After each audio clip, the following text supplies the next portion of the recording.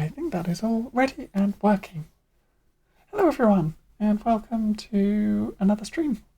I am speaking to you from beyond the Omen Paths with a lovely woodland background because Llanowar is beautiful.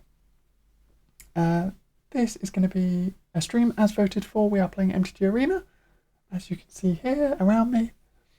I am starting off with the basics. As most basic I could possibly do, I've created a new account on my MTG Arena because I haven't played it in ages outside of this.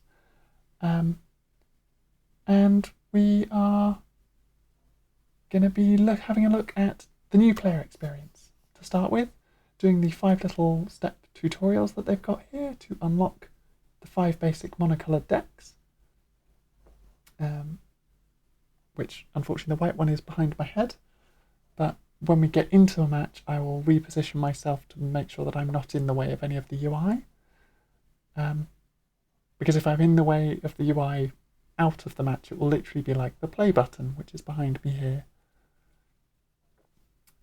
or like very minimal options, and until we get into the proper like meat of the game I can't decide where I'm going to sit on the screen, basically. So we're gonna start by walking through the 5 tutorials. They basically give you a rundown of the basic rules of Magic the Gathering. Hello, Ace Rich. How are you today?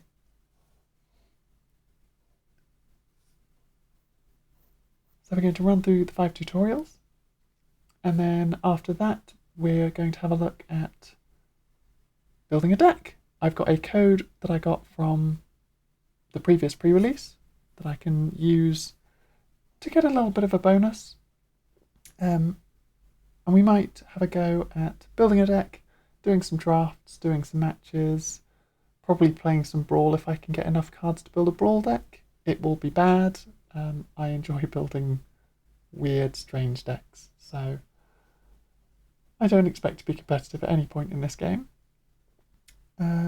If anyone at any point has any questions about the rules or weird corner case scenarios or any of that sort of thing, I've played for the past like 11, 12 years now, and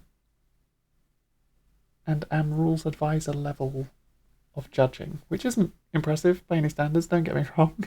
I'm not an actual judge, but I know a decent amount about the rules of Magic the Gathering.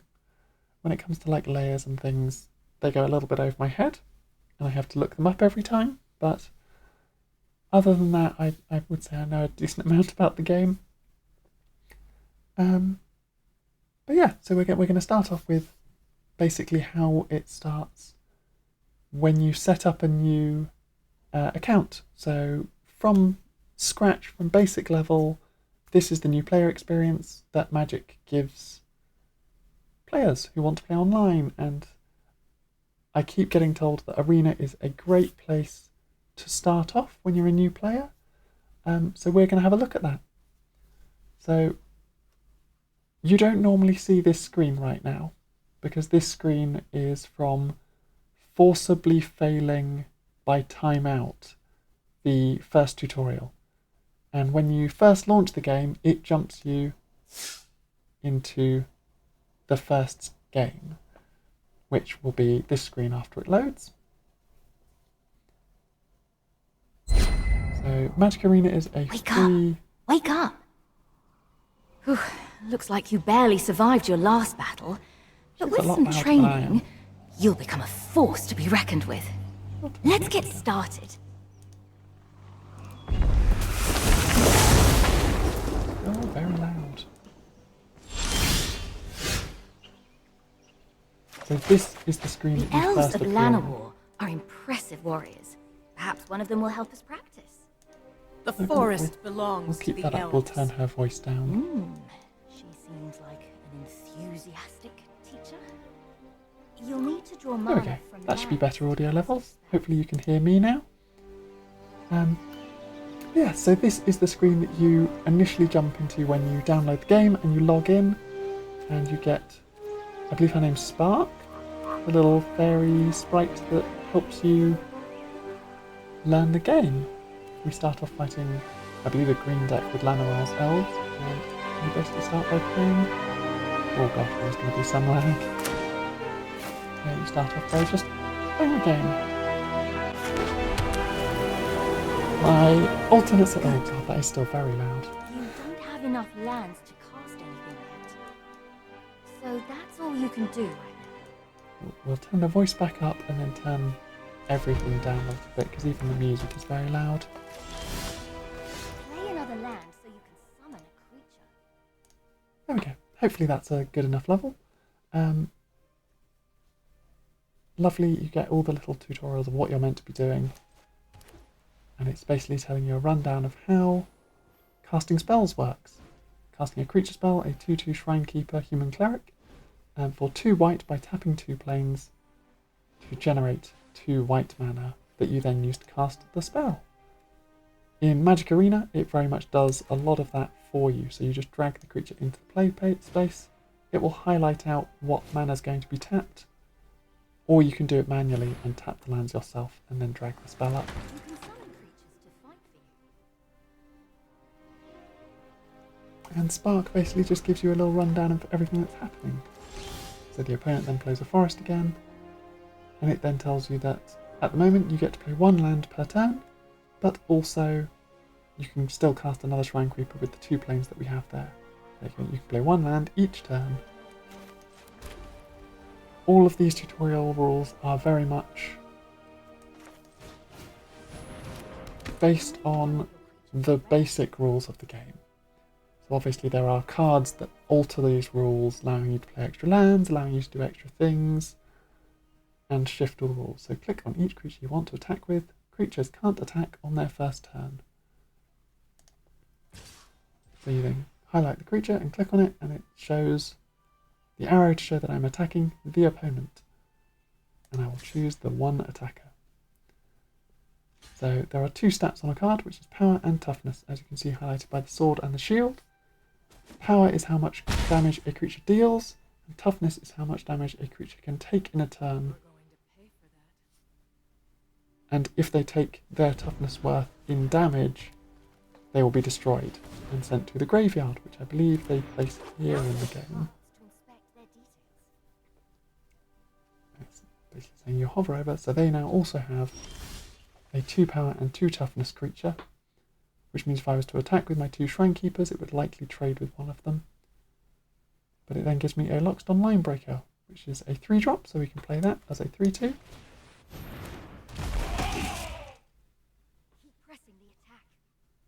And she wants me to keep attacking.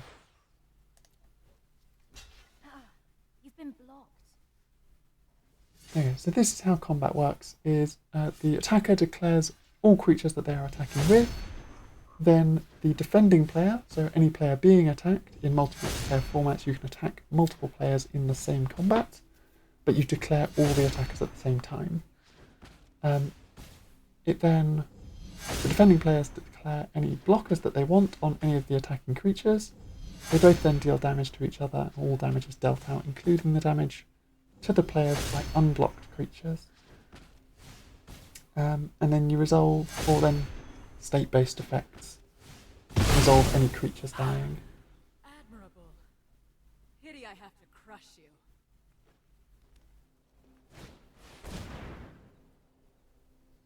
So there I'm playing a Rumbling Valve, which is a 4/4. A big problem. That beast will destroy your creatures if you attack now. So it's basically telling you to declare no attackers, You've shown spirit, but I will show you strength. because it will kill the 3/2 without dying, because it will only take 3 damage. And then they're playing a spell that will make it lethal, so you then have to block, or you lose, because we are starting on 7 life total for some reason, just for the example of this tutorial. One of your creatures can block it. Yeah, one of my creatures can block it, so I will use the weaker one as the strictly worst, 2 power, 2 toughness, instead of 3 power, 2 toughness. And given that it doesn't have trample, it's a fairly safe block. regardless of the fact that they have 1 card in hand and 2 mana open, so they could drop another punch spell to make it still kill me by giving it trample. Take down that beast while it's still recovering. But that's not how this tutorial works. So it's now cast a sorcery spell. So spells come in multiple different types. We've played creatures so far, but this one is a sorcery which can only be played at the same time as most creatures during one of your main phases. We destroy their tapped creature. You're not making this easy. And then we swing in for an attack again.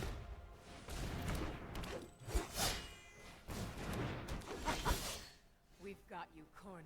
Cast the spell. Clear a path to finish her. And it shows you another sorcery of tap all creatures your opponents control with toughness 2 or less, which is all their creatures. Basically as a way to win the game. Because as it made a little note there, tapped is creatures that are tapped cannot block. So we can then attack freely and knock the one last point of life off. Or if we had blocked with the 3-2, we still would have won by hitting for 2 last turn and then hitting for 2 this turn. So the tutorial has no real lose condition as long as you follow the instructions. Obviously, if you declare no blockers in that attack where it swings 8 damage at you, you would lose. And that was tutorial number 1. Nice and basic. It taught you how to cast creatures, it taught you what sorceries were, and how attacking and blocking works. And it then unlocks some cards for you to then go in the starting deck. Yeah, good work back there. But if you're going to battle another planeswalker, you've got to be prepared for anything. I know a guy on Ravnica that can teach you everything you need to know about tactics. Especially what not to do. Yep, the Goblin Rabblemaster on Ravnica, even though we have a Gruul Stomping Turf as our background, knows a lot about not doing that.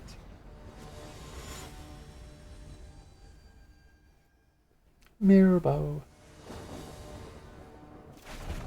And then we have the lovely Ravnica background, where it shows the 10 guilds of Ravnica on a lovely sigil on the map. On the battlefield, I should say, not the map. Try and use correct terminology while playing this game. First blood. Oh! Don't worry, these things are basically harmless. Yeah, so they played a goblin, and the reason it could attack straight away is because it had the keyword ability haste. We play our planes, and I'm guessing they're going to drop more goblins. Yep. Okay, maybe worry just a little. I'm not worried. This is why the tutorial started us on 20 life instead of 7. You need to mount a defense. And I'll cast the Shrine Keeper in order to do so. Not the perfect defense, but it will definitely kill one of the goblins, so you declare a blocker when they attack. And obviously, your 2-2 destroys their 1-1 with no problem. I've got more where that came from. And it makes a little note that creatures heal all damage at the end of each turn. So when they end the turn, mine goes back to having 2 toughness. And I will drop another 2 creatures because it will allow me to do so. Because it draws me a Sanctuary Cat, which drops the 1. To survive being blocked. Hold them back. Okay. Everybody but me. Dimto's yummy. Oh, don't worry. I'm not a new player to Magic. I've played Magic for a very long time. But I set up a new account so that we can go through the new player experience. Also, welcome, Dimto's yummy. Hey, nobody kills my troops but me. Wait, huh?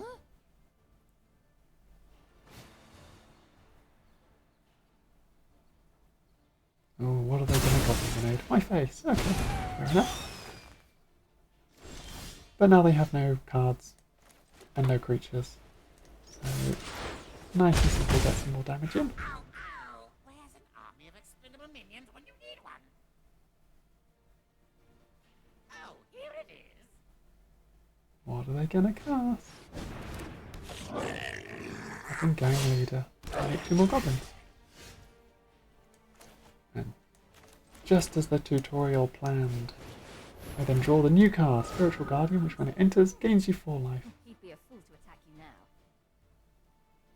now. But yeah, I'm not gonna... do I offer the trade? No. Never hold back. Never back down. Never walk It made the nice little note of, he would be a fool to attack now. As a, he is a fool. He will attack. So I can now do some nice easy blocks to wipe out all their creatures without losing anything. It's time to bring the pain. And we'll see what he casts. This is going to hurt. 3 damage to each player. But none of the creatures, so that's easy. And it draws us another Spiritual Guardian. So because it's got 3 toughness, I will offer the trade, because I've still got a second one to block with.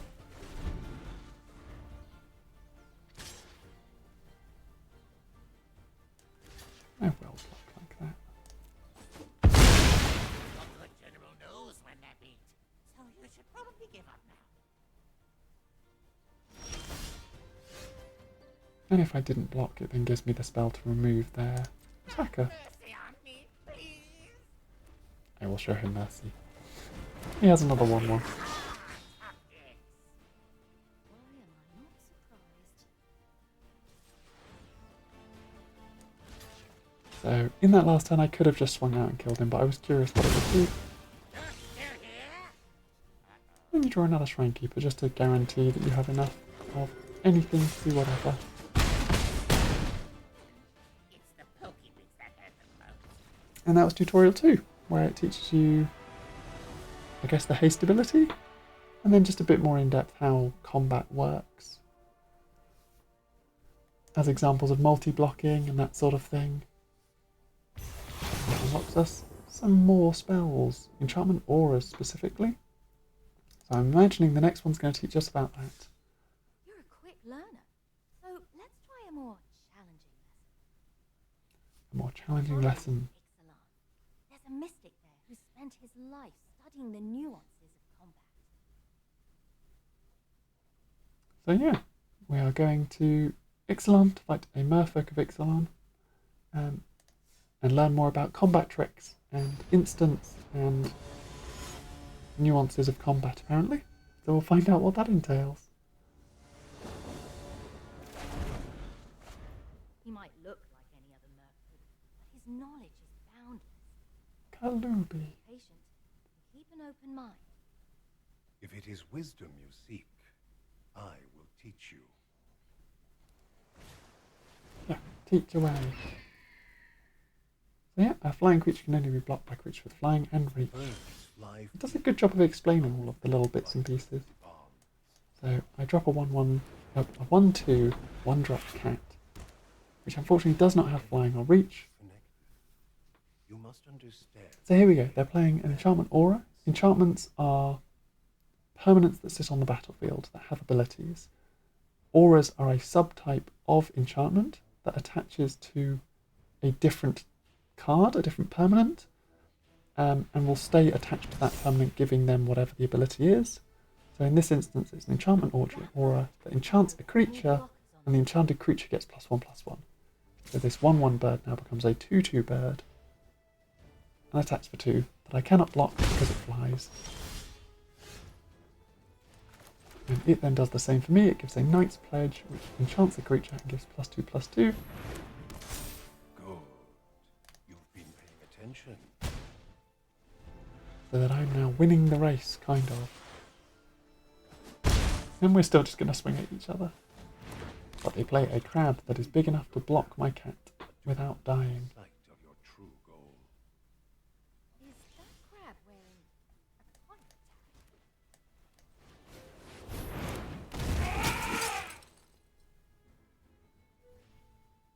I have no good attacks.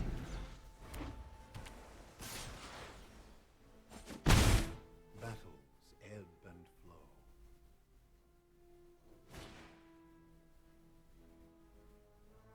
So this is an enchantment that you use on an opponent's creature to tap it down and stop it from untapping. Which works quite well. He's running out of cards. So I will drop another Knight's Pledge on the Sanctuary Cat, because there's no point doing it on the Lockstone Linebreaker because it's not going to untap.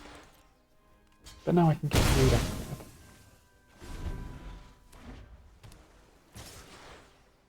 And the race is back on. If you keep to the shallows, you'll never learn the secrets of the depths.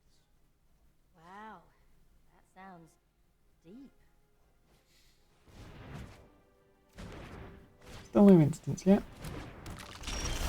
More crabs to get in the way. But it now lets me have enough mana to play the Spiritual Guardians, because I've now got 5 lands on the field. And I'll once again attack with the Sanctuary Cat to kill the crab. 4 life boon being kind of necessary, I imagine. If you make big waves, do not blame the ocean when you get carried away. These lessons are just so... Angelic Rewards. That gives +3/+3 and flying. So if I play that on the cat, it goes up to 5, 6, 7, 8. And flying, which means it goes straight over the Titanic Pelagosaur. Or if I play it on Spiritual Guardians, it goes up to 6. Which means it can then block either of them. But it means I can't really get in for damage. I'll just do the race. I'm pretty sure it just wants me to race. So I attack for 8, putting them to 4, and on the lethal, which they're going to not care about, they're going to attack. And I could just take the 6, but I don't want to put a risk to it, so I'm going to block the 4. The student is a river. The teacher is an ocean. The master is also an ocean. Wait, what? That last one sounds a bit fishy. And they drop another 4/6, so that's not going to change anything. The mystic I was thinking of isn't even a merfolk. Nice and simple. Attack with a flying 10/11. It was fun while it lasted. And another tutorial completed. So that one just sort of taught you about auras. Nothing particularly fancy in these tutorials yet, but it's giving you a good idea of what combat is, while building you out the contents of the white deck.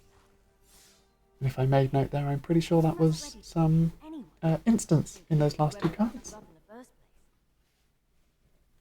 your last lesson, let's head to Tarkir to learn the art of surprise. The good old Nomad Outpost artwork. And... oh, Ruthless Ripper? Once there's the Ruthless Ripper artwork for my new opponent.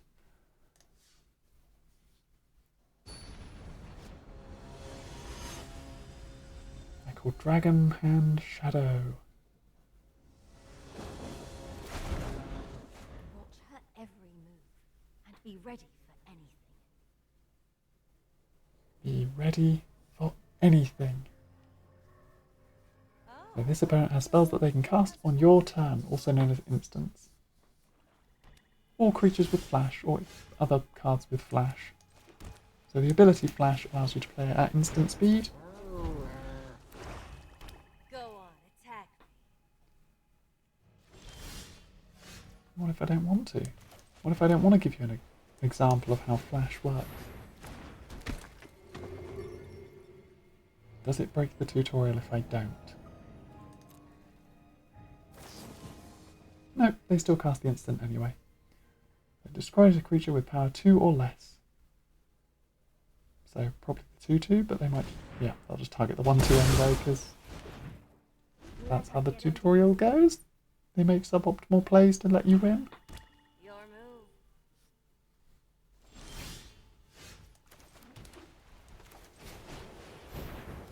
Given that they're making suboptimal plays, let's try attacking and see what happens. There we go, they flash in a 2/1 human rogue, which would have traded with my cat, but now gets to trade with my Shrine Keeper.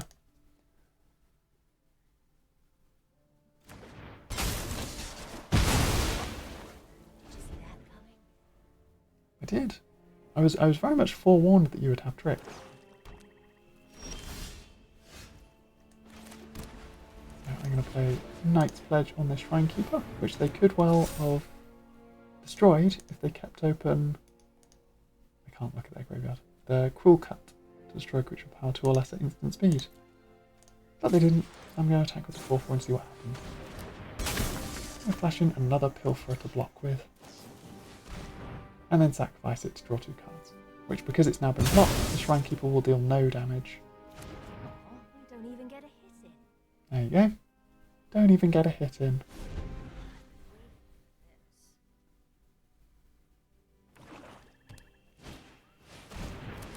Ooh.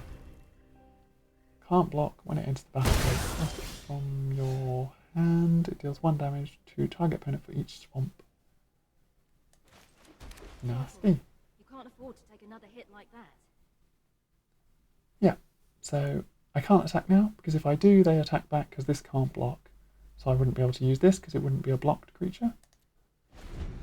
But this can be used on a blocking creature as well. So I can use it on my creature when I block.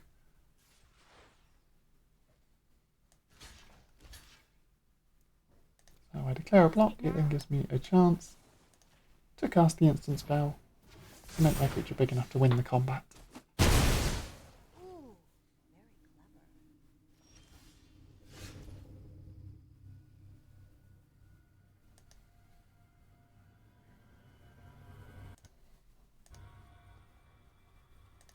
Yeah, that's everything for that turn, so I guess I will attack and see what they do.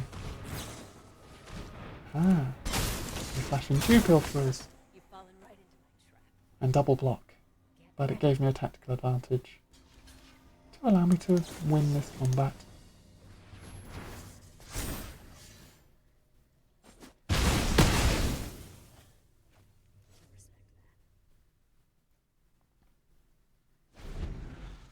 I've got nothing, really. I'm at your mercy. Never trust. If you have a creature attacking you. I'm going to attack anyway. Looks like you've let your guard down. What are they flashing in? 3 more Pilferers. Because they can break the rules of Magic the Gathering and that they have like 6 Pilferers, 1, 2, 3, 4, 7 Pilferers in their deck. Make some blockers.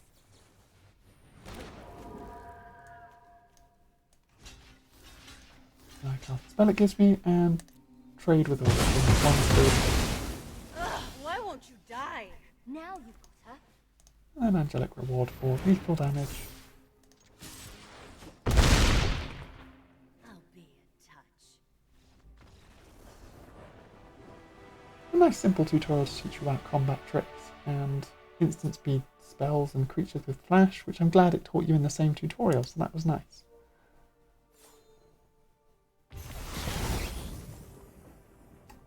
I love this card. It's like a really big, dumb Mentor of the Meek. And Serra Angel, because a classic. Nice job. That was some quick thinking. So now we're going to battle against the white Within an inch of creature your life. art, right? Now you're unstoppable. Who were you fighting Right. in the first place, anyway? Right? Nope. Cold-born ass. After I annihilated you, I really didn't expect to see you again. I do love the voice acting in this game, which hopefully everyone can still hear. What? This is a terrible idea. So we There's no travel way to you're prepared for Amonkhet. this guy. No, I'm totally prepared for this guy. I've got a like 20 card deck to fight Nicol Bolas with. It's in mono white. Definitely no problem. Also, little personal favourite of myself is that the tutorial I'll make plants white as the good guy, being that that's what you play as. and I'll let you go.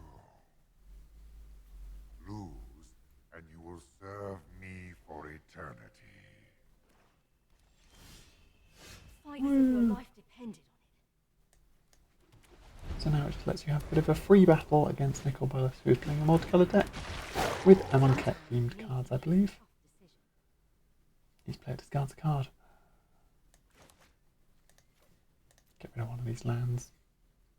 I'm sure it'll let me draw more. Throw away a dragon. You look surprised. Ah, I do right. as I choose with what is mine. He's playing a reanimator deck. A quick reanimator deck in true Nicol Bolas fashion. Everything here exists or perishes at my whim.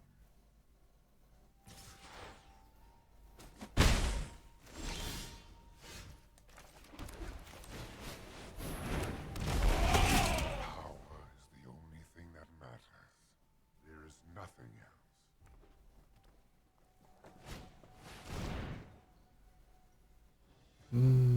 Good old ambitions cost.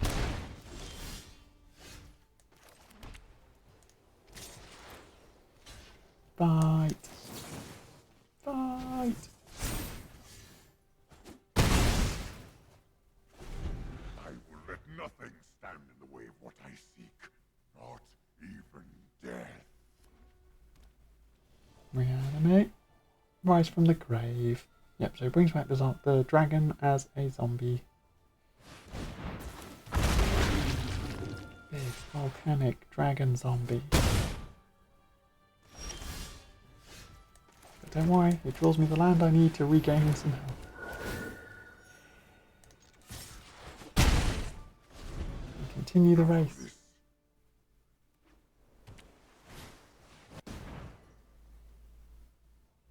Double cast is a very good spell.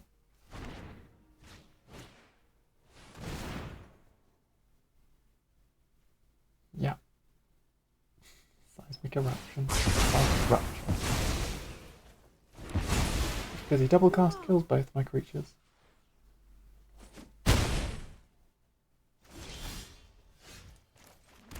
then this is where Inspiring Command is going to come in and turn the tide of the whole fight. Right? Right. Target player draws 7 cards. Let me guess, yourself. Because it'd be stupid to make me draw 7 cards. My triumph is at hand. Watch this. Shrine Keeper, second Shrine Keeper. Take Vengeance to destroy the dragon. And then poke for 1 because he has no mana opening. There will be nothing left of you either. Deal 3 damage to each other creature, both of my Shrine Keepers, but not the Inspiring Commander. All succumb to Bolas.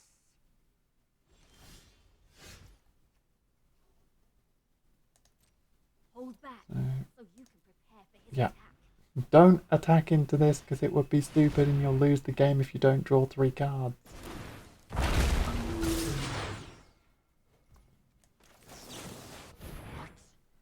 Confront the assault. Make 3 spirits, draw 3 cards, gain 3 life.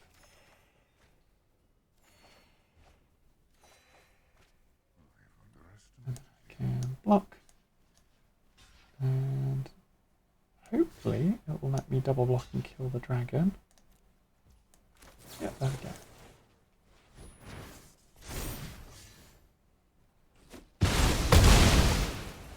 Congratulations. You're actually beginning to irritate me. Yeah. Go away, Nicol Bolas. Here's a cat. Such impudence. And then Sarah Angel, because... But that one doesn't draw me a card, because it's only creature with power 2 or less. An angel. Do you really think a mere angel will stop me? Yeah, Power is beyond that of a god. I think an angel will stop you. Poke for 1 again. Yeah, take that. Oh, he finally killed my commander.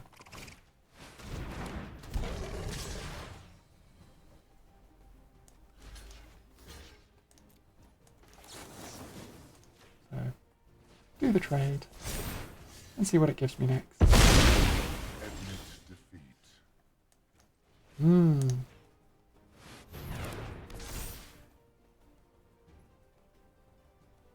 do I trade again? Probably. Let's finish it.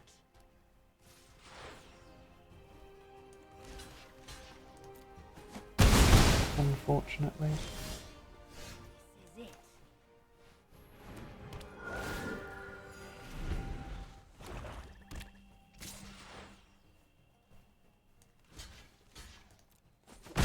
What's he got? Nothing. Surprisingly nothing.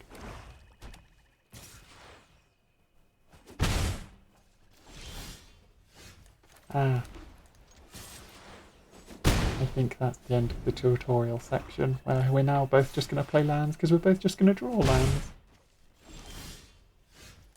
Unless there's going to be something that he pulls out last minute.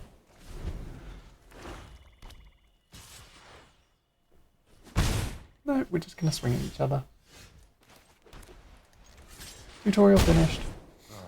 We're just going to swing at each other with creatures. Terrible plan, Nicholas. You could have just sat with your crab and I couldn't hit you through it.